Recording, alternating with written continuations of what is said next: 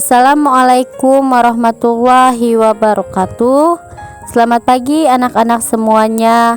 Semoga kalian dalam keadaan sehat dan siap untuk menerima pembelajaran kita pada hari ini.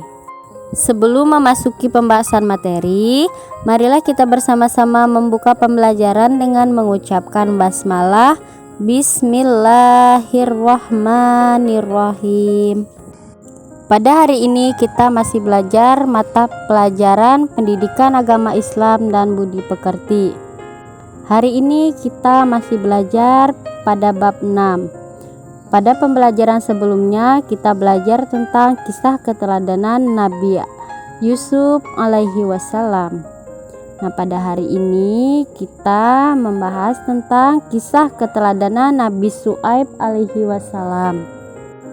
Langsung masuk pada kisah keteladanan Nabi Syuaib alaihi wasallam.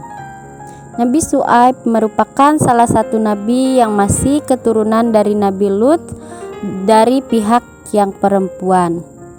Ia diutus oleh Allah Subhanahu wa taala untuk berdakwah di negeri yang bernama Madyan, suatu negeri yang lokasinya dekat perbatasan negeri Syam atau Palestina. Pada kisah keteladanan Nabi Syuaib di sini menceritakan bagaimana hubungannya dengan kaum Madyan. Yang pertama, kesesatan kaum Madyan. Penduduk di negeri itu telah lama meninggalkan ajaran-ajaran yang dibawa oleh para nabi terdahulu dan lupa menjalankan perintah-perintah agama yang semestinya mereka kerjakan. Jadi untuk itulah Nabi Syuaib diperintahkan oleh Allah Subhanahu wa taala untuk mengajarkan mereka kembali menyembah Allah. Nah, tentang kesesatan kaum Madyan tersebut terdapat dalam Quran surah Hud ayat 84. Yang kedua, Nabi Syuaib melarang kecurangan.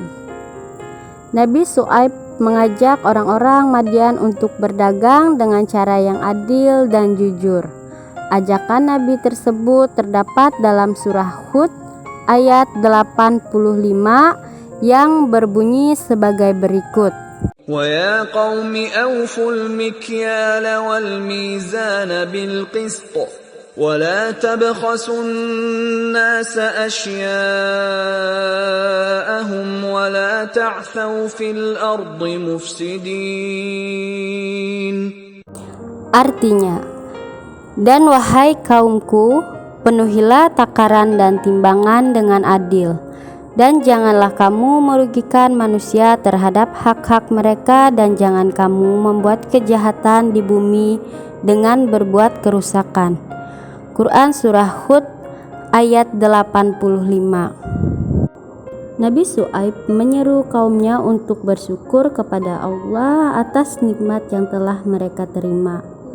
Akan tetapi kaumnya tidak mau menuruti seruan Nabi Syuaib dan tetap berdagang dengan kecurangan. Yang ketiga, kebinasaan kaum Madyan.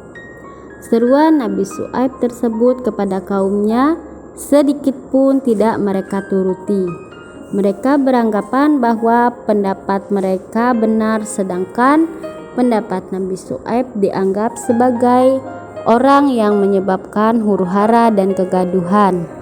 Namun Nabi Syuaib tidak putus asa, malah ia makin semangat untuk terus mengajarkan dan mendidik mereka.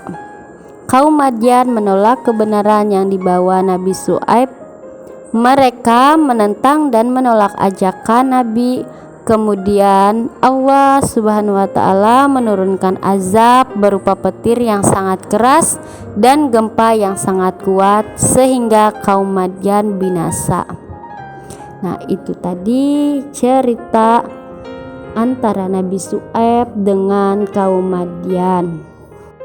Dari kisah tersebut ada sikap-sikap yang harus kita hindari, ialah sikap kecurangan.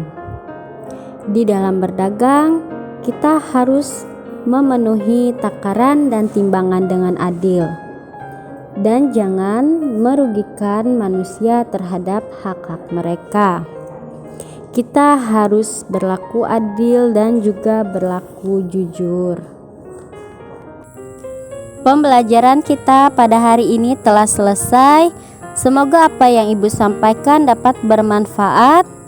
Tetap semangatlah dalam belajar. Perbanyaklah membaca buku-buku materi yang ada di LKS maupun buku-buku lainnya yang menunjang pembelajaran. Tetap disiplin dalam mengerjakan tugas dan mengumpulkan dengan tepat waktu. Perbanyaklah latihan menulis dan juga latihan membaca. Ibu juga ingin mengingatkan kepada kalian agar selalu menjaga kesehatan dan beristirahat yang cukup, serta selalu mematuhi protokol kesehatan dengan cara 5M sebagai berikut.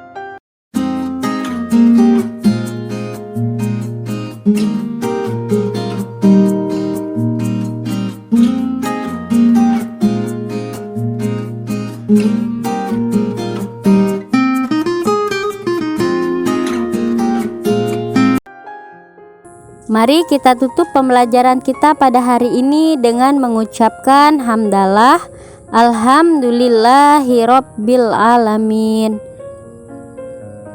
Wassalamualaikum warahmatullahi wabarakatuh.